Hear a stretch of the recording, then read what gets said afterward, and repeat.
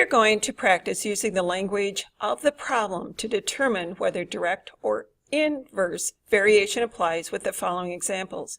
You may solve the examples if you like by stopping the video. The label on a can of paint says that it should cover 220 square feet of wall.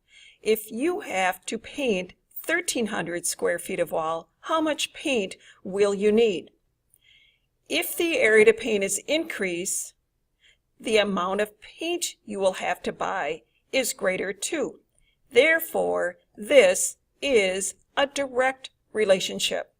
If you solve this problem, you should get 5.9 gallons. Let's take a look at another example. 4 out of every 9 people who came to the state fair rode the Ferris wheel. If 1,700 people rode the Ferris wheel during the fair, how many people attended the fair?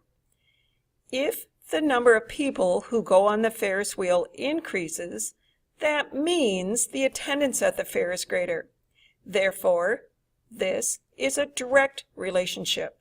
And if you solve this problem, you should get 3,825 people. Here we have another problem, direct or inverse. Let's see. A construction company has a project that will take 8 employees a total of 640 hours to complete. If the company adds an extra employee, the project should get done in how many hours?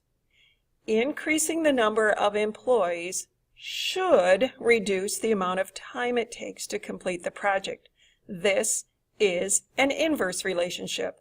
Solving the problem would yield an answer of 569 hours. Let's take a look at one more example. A 2-foot-long metal bar weighs 6.5 pounds. How much would a 7.5-foot-long metal bar weigh? The longer the metal bar, the more it weighs. This is a direct relationship. An increase of one causes an increase in the other. The answer to this problem is 24.4 pounds.